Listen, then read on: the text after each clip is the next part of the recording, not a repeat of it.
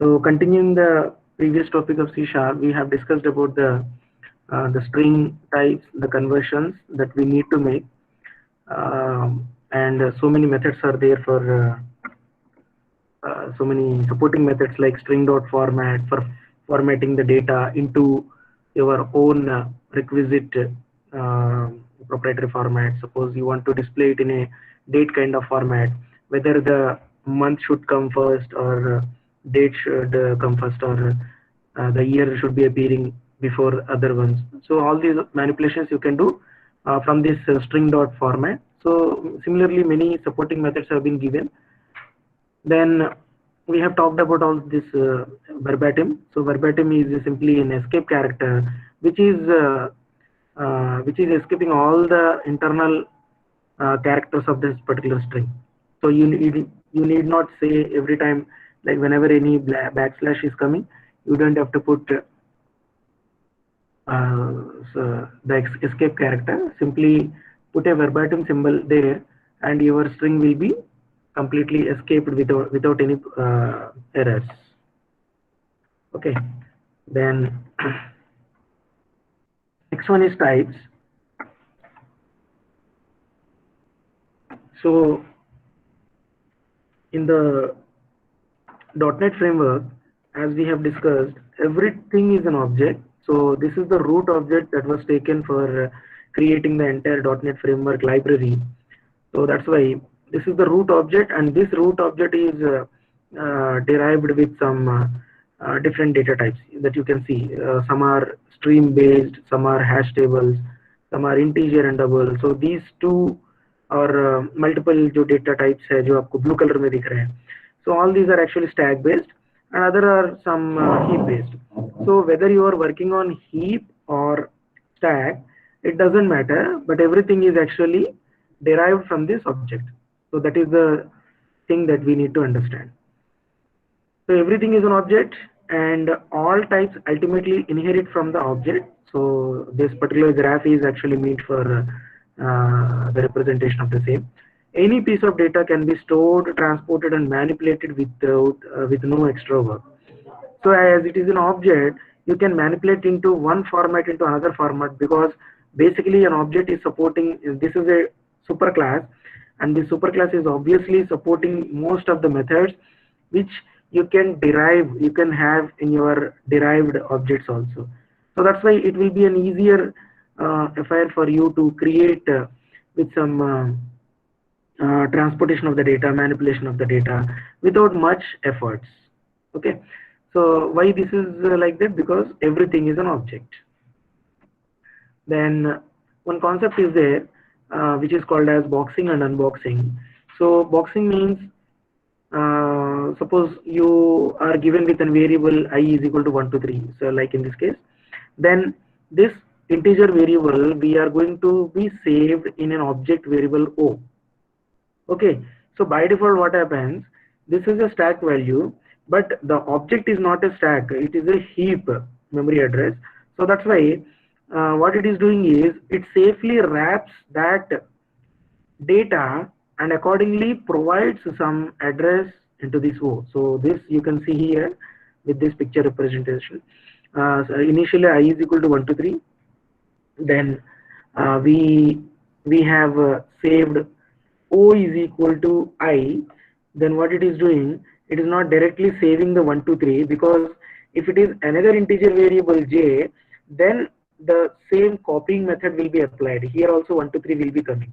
But as it is a reference type, what it is doing, it is simply storing the reference of this particular address, so which is mapped to some system.in32. Okay, so system.in32 is a .NET framework class which is actually mapped to this integer in the C sharp. Getting? So int is a keyword for the C sharp only. It is not related with anything for the .NET framework fundamentals. Okay, it's only understandable by the C sharp language. But whereas system.in32 is a entire .NET framework library class, so that's why this particular mapping is being done by at the compiler level. Okay, we need not say anything. It automatically understands. Okay, whenever the C sharp language is being run, it automatically converts integer data type from this to here in system.in32 data type from the framework class. So what it is doing, whenever I am saving this object o is equal to I, it is actually saving the reference here because object is not a stack, it's a heap. Okay, so then after that, whenever you are going back to the stack value type, see here, again we are converting into stack type from the heap type. So now O is a heap type. I am typecasting that into the integer data format. You can see here integer of O, so which is saved in the integer j variable. So now j variable is a stack type. So what it is doing, it is simply copying the data, and thereby you can see the data here in this place j. Okay, so this is how the .NET actually works with the interoperation between the stack and heap data types. Okay, so stack में से heap में convert करने के लिए ये जो particular feature इसको use करेंगे उसको क्या बोलेंगे, boxing, and when we are doing the vice versa it is called as unboxing. So both the boxing, both this particular boxing and as well as this is the unboxing, both these are automatically being taken care of by the .NET framework without any memory losses or any additional bugs that are probably be generated in other languages.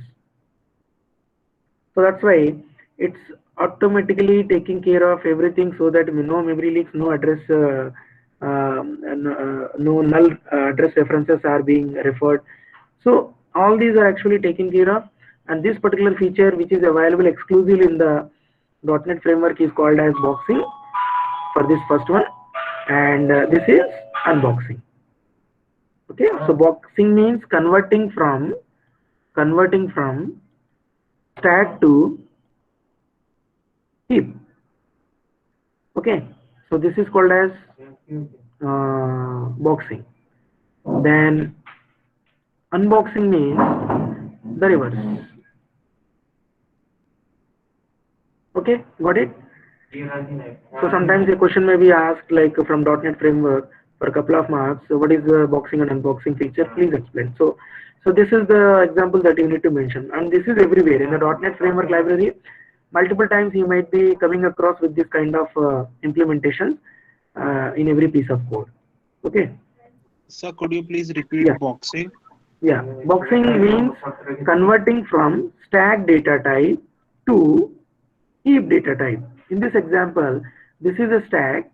Okay, integer is a stack, and integer is having the stack value of 1 to 3. And when we are assigning that into an object is a heap.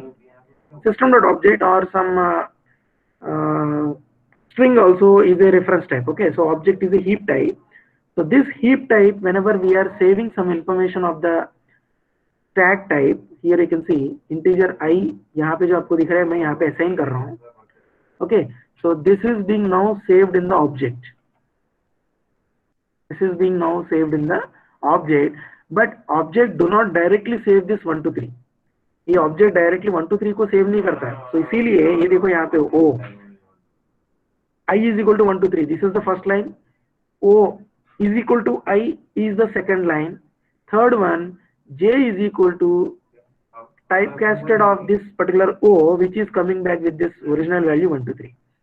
So starting two lines is called as boxing, and the third line which we do for the reversal of the data into a similar data type, like integer को typecast करेंगे तो integer में ही catch करेंगे हम, ठीक है? So this is actually called as unboxing. Now clear? So boxing is used for stack to heap type. Second, unboxing is used for heap to stack type. Okay, so this is the example clearly given with the sample code as well as how it is actually being represented in the memory. So memory में ऐसा represent करता है वो, और coding में आपको ऐसा दिखेगा. So typecasting करेंगे तो. Sometimes we do only boxing. We don't require to go back to the unboxing. वो आपके programming के requirements के ऊपर से आप करेंगे. Then unified type system. This Unified type system in .NET Framework eliminates the wrapper classes. Collection classes work with all types, replaces OLE automation and variant. In general, इसका benefits बता रहे unified type system. Unified type system मतलब common system. Common system. This is the common system for .NET Framework. System.in32, System.in64, System.double. So all these are .NET Framework libraries or classes which actually being mapped to the individual language keyword. Okay, so ये C# का keyword int है. अगर मैं VB use करता हूँ तो integer completely लिखूंगा. तो VB का इंटीजर ये डायरेक्टली system.in32 से मैप किया है. सिमिलरली C# का int system.in32 से मैप किया है. So that's why unified type system gives the advantages of कोई रैपर क्लासेस आपको लिखने की, एडिशनली आपको कोई रैपर क्लासेस लिखने की जरूरत नहीं है. And they work seamlessly across all the programming languages, and that's why in some of the applications आप parallelly दो तीन languages में भी आप coding कर सकते हैं. For example, if you are creating a website, some part of the code you can take in C# language, and other file which is for a separate web page can be created with C# language or VB language, and they can be compiled without any botheration. तो आपको वहां पे language immaterial हो जाता है. Same language use करना ऐसा कोई कंपल्शन नहीं है. whoever is free to operate in their own choice language, they can do simultaneously in the in this .NET framework. So that is the advantage. So why this particular thing is happening is because internally क्या हो रहा है कि everything is being mapped to a common type system. तो that's why आपका language का keyword immaterial हो जाता है. तो C# यूज करो, कभी बीच में VB.NET का भी कोड आप लेके आओ, कोई प्रॉब्लम नहीं है, because ultimately it is getting map to this particular root framework library और class. So that's why it is easier for doing the work for interoperation between two different languages. आपको readymade कुछ code मिल रहा है VB में, आप directly उसको लेके आप एडिशनल प्रोग्रामिंग कर सकते हैं without any botheration. आपको कन्वर्ट करने की जरूरत नहीं है. Then you can see some good examples in .NET framework where these kind of implementations are there. Then there is a hash table which is an object, and we are taking some method support, providing some data. ये जब आप practically करेंगे तो आपको ज्यादा clarity से समझ में आ जाएगा. ठीक है. So then namespaces can be thought of as a collections of classes. They provide unique identifiers for types by placing them in an hierarchical structure. So if you know the Java, the namespaces are nothing but the packages. Okay, so when you know the name of the package, you know most of the things, why they are being used, why the package has to be taken in the page or the coding file, and what are the advantages, and all these things we already know. So similarly, the fundamental concept is same. So the namespaces are there so that to provide the logical collection of the classes. So logically you can aggregate some of the classes which are having same functionality. Okay, so in this way we are going to have some cleaner way of implementing the coding. Otherwise you will be having very cluttered code. Everything is written in a single file, and thereby some errors can be occurring due to these heavier implementations. Okay, so what these namespaces do, they will give the cleaner code so that whatever you are looking up to a particular functionality which is available in a given library. So this is a library actually. Okay, so this particular library or namespace is only offering that particular functionality, and until unless you are not including this namespace in that particular code file, it is not going to be compiled. And similarly, if you are not taking this namespace, this is not going to be compiled in the final binary, so thereby reducing the total executable file size. तो इसका multiple advantages है. आपका binary का size भी कम कर देता है, because there are so many thousands of packages, namespaces are there. आप सभी को लेके कंपाइल करेंगे तो आपका जो सेटअप बनेगा 1-2 GB का, बट उसमें से आप हार्डली 100 यूज कर रहे हो. So why don't you take only 100 by using by referring in this way using system.security.cryptography, using system.net.some HTTP, using system.collections. In that way, whatever the functionality that you are targeting, take only those namespaces and compile that, it will be reduced to dramatically. आपका file का size भी कम हो जाएगा, because unnecessary things को आप refer नहीं कर रहे हैं, उसको use भी नहीं कर रहे हैं. So this is one more advantage of having the namespaces. Not only that, it will give the clear separation of the concerns. जो concern नहीं है तो वो आपके कोड में आपका उसका visibility नहीं रहेगा. Okay, so there is a package which is called as system.security.cryptography.asymmetric algorithm. ऐसा कोई एक particular class है. So this is the class, but this class is available in this system.security.cryptography namespace. Then to use this asymmetric algorithm class, you have to refer this namespace system.security.cryptography. Okay, so ऊपर के level का जो namespace है वहां तक का आपको refer करना पड़ेगा. Then only the internal classes will be visible to your code. Otherwise आपको कोड को आपके कोड को दिखेगा नहीं. An alias for the namespace can be specified as using aliases can also be specified by using this way. You can refer these as some kind of shortcuts. Okay, so my alias you define one time, and every time you don't have to put a system.security.cryptography. Automatically my alias is being referred to till this point, and my alias dot other internal namespaces can be achieved, can be retrieved in that way.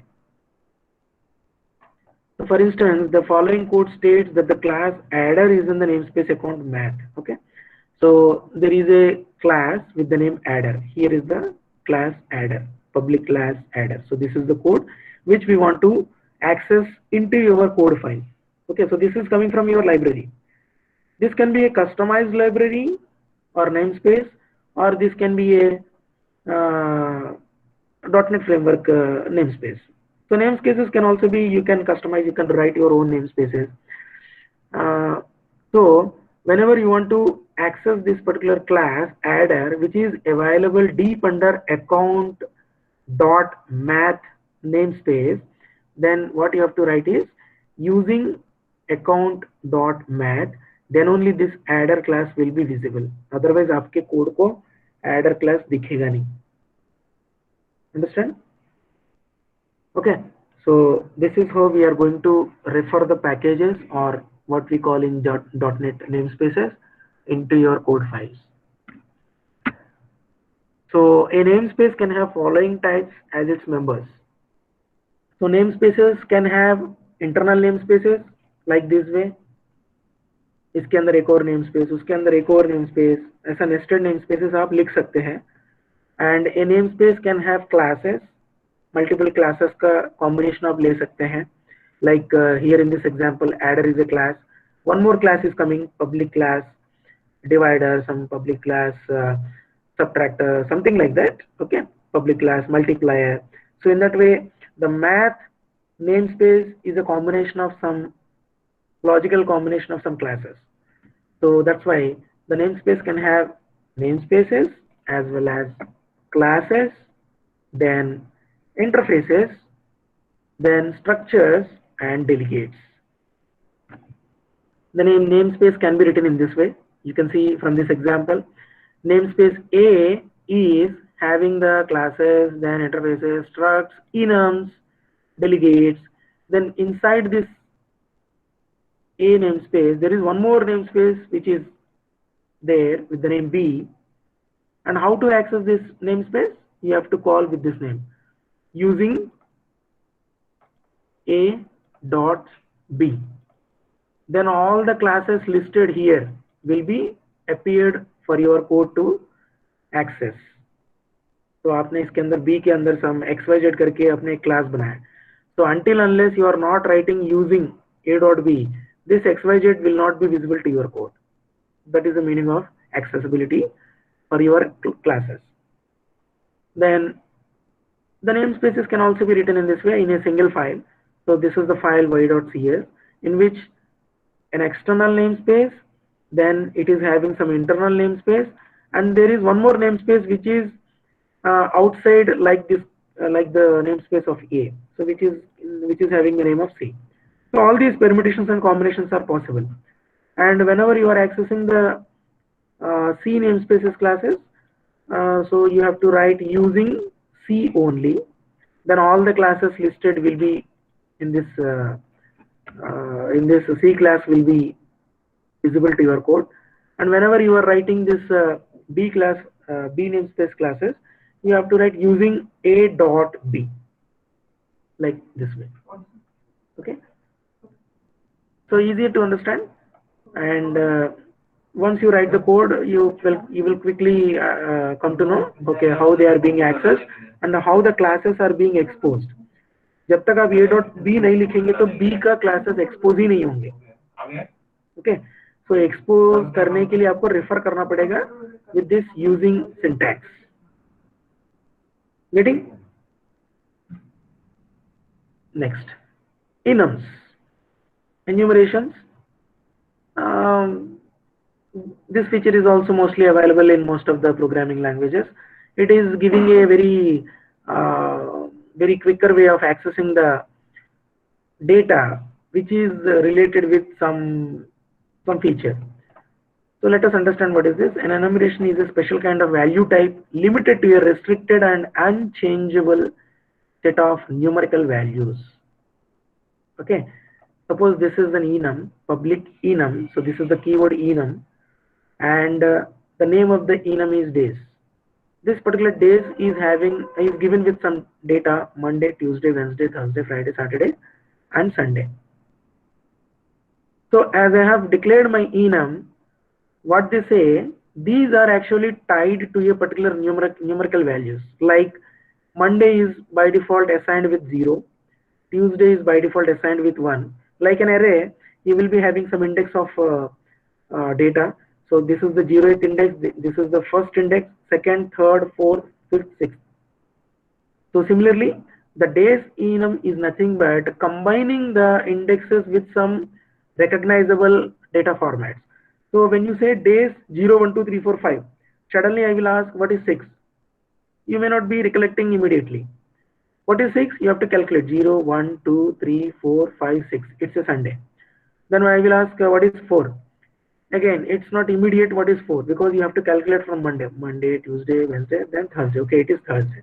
But whereas every programmer can easily recognize if that senior programmer is writing the code by using the enums and directly declaring the data like Monday, Tuesday, Wednesday, Thursday, Friday, and you don't have to be worried whenever you want to call Thursday, you are going to call with that name only, not with the indexes. तो advantage क्या दे रहे हैं यहाँ पे, आपको index use नहीं करना है. 0, 1, 2, 3 यूज करके आप कोड करेंगे तो बग्स इंट्रोड्यूस करने के चांसेस बहुत ज्यादा रहता है. Probability of inducting the bugs, because the programmer is also human, he may not remember every time what is 0 and what is 1, and interpretation is different from one programmer to another programmer. If you are working in a company, so many programmers are working on a same library or the classes, and one of the interpretation like एक junior को लगता है कि starting should be from Monday, उसको लगेगा कि मुझे जो ठीक लगता है so 0 means Monday, but some another program will come and he takes 0 as Sunday. So those kind of confusions will be there when different people are working on your code. So better to give the clarity, and without giving any second chance, your code should be very much clear as well as very much accessible. So that's why whenever you are writing enum, by taking the Monday, Tuesday in this way, a Monday is a Monday to any human. Okay, he cannot understand like Monday as a Tuesday. So वैसा होता नहीं है, ठीक है. So that's why we are giving the better clarity and as well as better interpretation and better understanding for the code generation. So that is the part of the enum, and they are nothing but the simple structures which are actually tying the data which is of the numerical data type to some restricted. Here these days are actually restricted. You cannot attach one more day here, because once you have defined, these are limited and restricted and they are unchangeable. Okay, so that's why they are very helpful for your programs. whenever we are writing object-oriented programming. So similarly, there is a byte enum which is having two values as A and B. So in that way, you can create your own enums, so that whenever you are accessing the enums, the clarity is there, as well as accessing the data is also like a object-oriented pattern. How to access days.monday, days.tuesday, days.thursday. So .NET framework is literally filled up with so many enums by default. बहुत सारे collections is a enum. So बहुत सारे enums आपको code में आपको by default देखने के लिए भी मिलेगा जब आप IntelliSense के थ्रू एक्सेस करेंगे तो, and all these we will see in the practical slots.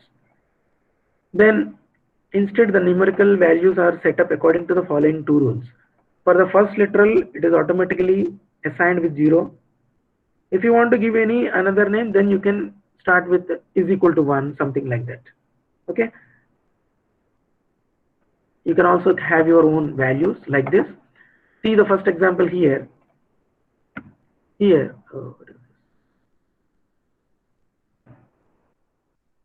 color is given with 3 values, red, blue, green. Okay, by default the indexes are 0, 1, 2, because the values are actually 0, 1, 2. Automatically these are being assigned by the compiler whenever you are declaring the enums. Okay, and in the second case, I want to have my own values for the data. Personal is equal to 1, group is equal to 2, all is equal to 4. So in that way also we can have our own values. Then this is one more implementation. Personal is equal to 1, group is equal to, all is equal to 4, and which is having this particular data type. So the type can also be provided. Without the type also we can have with some data. And how to use this enums? The code will be looking like this.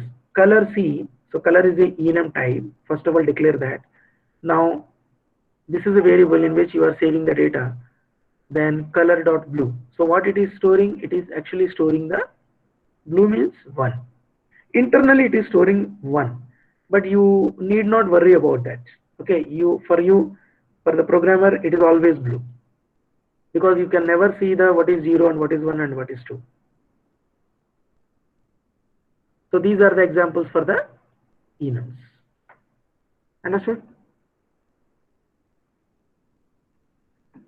So enums are strongly typed, as .NET framework is completely type safe. So it is called as type safe, because you can never make mistakes from converting one type to the another type. So compiler will automatically give an error before you are writing the code in that way. आपको compile करने से ही रोक देता है. So that's why whatever you are producing the code is nothing but a completely type safe code. So no implicit conversions from to the integer is there. Okay, so all these operators are possible. Can specify underlying type. You can specify the underlying type as byte or short or integer or long. Okay, so only allowed data types are these. You cannot take as string. Okay, then boolean. So these are not permittable, because these are only numerical supported data types. Okay, numerical supported data types are byte, short, int, and long. So that's why your data type can be byte. If you are not giving this, by default the byte is going to be assigned. और byte कब लेंगे? आपका जो data range बहुत ज्यादा नहीं है तो byte लेंगे. अगर आपका डेटा रेंज बहुत ज्यादा है, डेटा रेंज मतलब आपको 32,000 आपको enums डिफाइन करना है. 32,000 enums को डिफाइन करने के लिए शॉर्ट लेंगे या यू शॉर्ट लेंगे? यू शॉर्ट ले सकते हैं, आप शॉर्ट ले सकते हैं. Okay, so similar 2 to the power of 11 जो minus 2 to the power of 11 to plus 2 to the power of 11 जो इंटीजर का ये है, वो रेंज उतना तो कभी कोई डिफाइन नहीं करते. So that's why better to go for the byte और short. So this is how these can be accessed. Color.red, color.green. In that way we can access. And see here, white can also be given in this way, like white is either 1 or 2 or 4. So this is a typical implementation which we can be having at some times, but generally नहीं करते, but ऐसा भी कर सकते हैं. Got it? So example usages are there here. I have declared one enum with the days with the data type byte, and this byte is this days is having some values, and how to access that?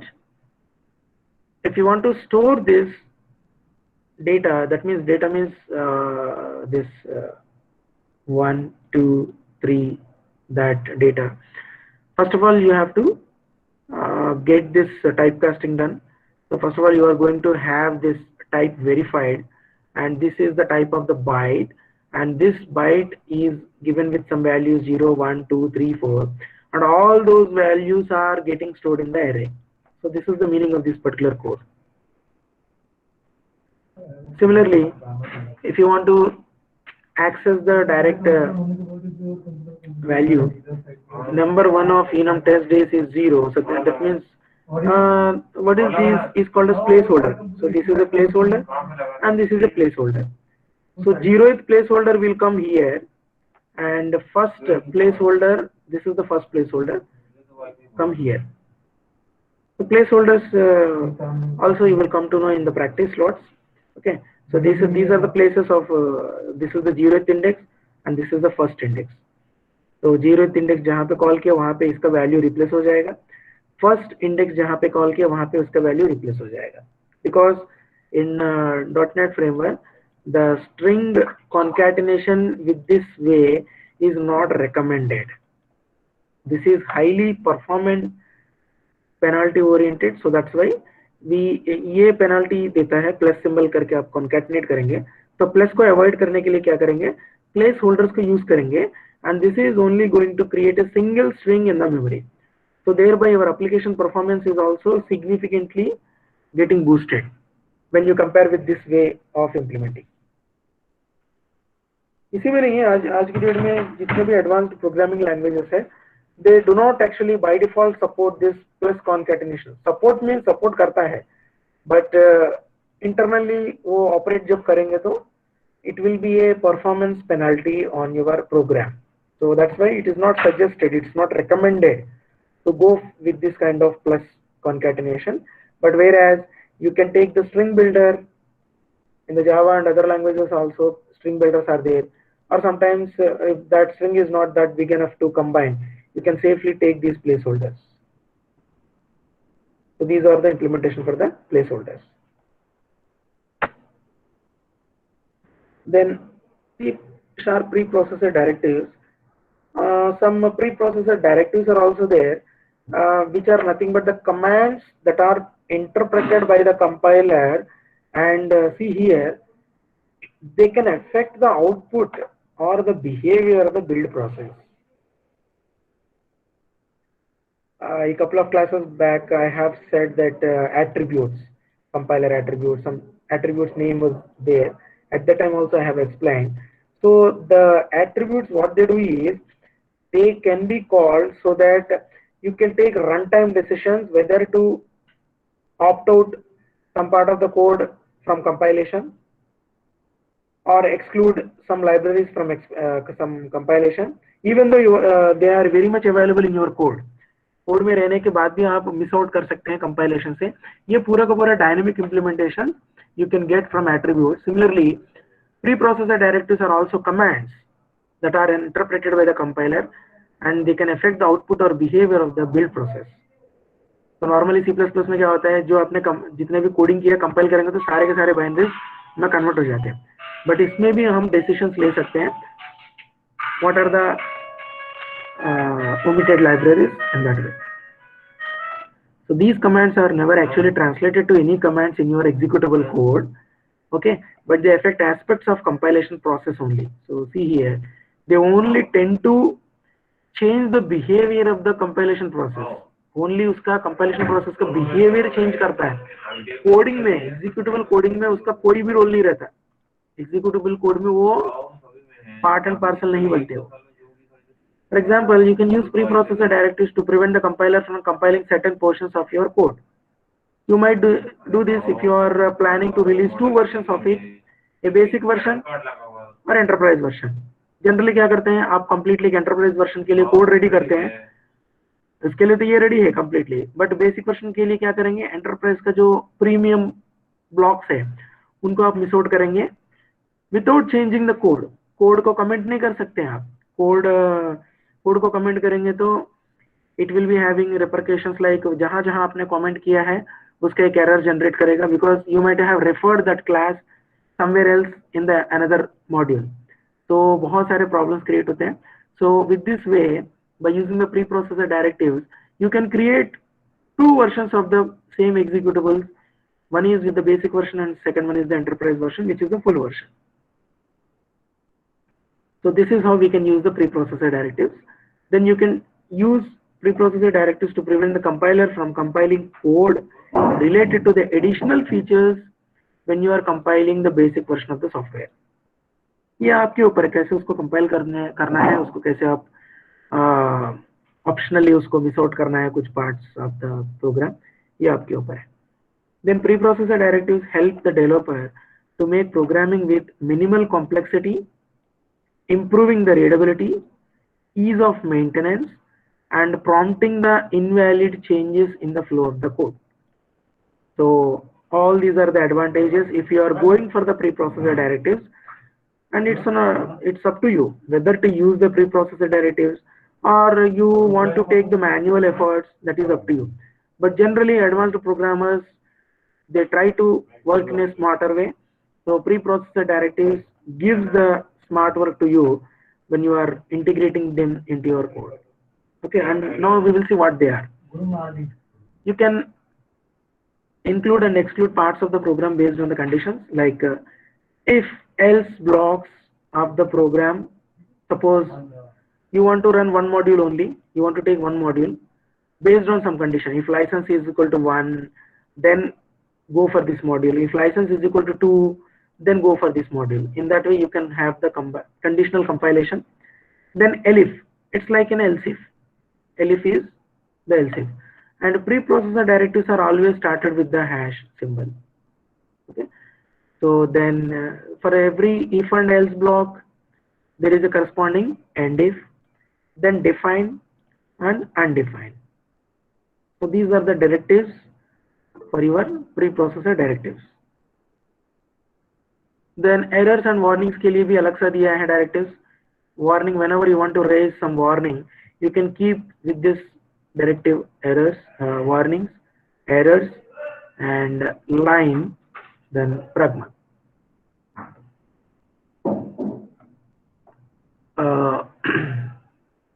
So the line can be used to hide the sections of code from the debugger. So only one particular line is going to be commented. It's not the actual comment, it's only a escape from the compilation part.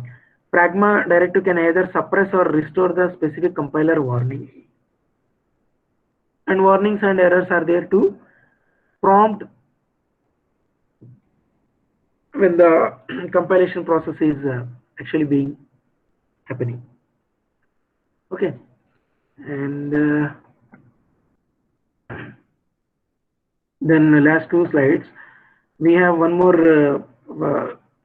preprocessor directive, which is region and end region. It actually collapses the code. Okay, collapses means from visually you can have some 15 classes in which 14 classes code you can simply wrap that in a single line. So how to wrap that line? By providing the region and end region. So whatever you have written in between these two directives are going to be simply represented as a single line. So that is how you can use these region blocks. And this is an example. So first of all, you have to define the development mode, or if it is a testing mode. Okay, so if it is a development mode, see here the preprocessor directive. If it is a development mode, this is the database. If it is not the case, then this is the database. So in that way you can have your own preprocessor directives working in different ways. Okay, got it? So that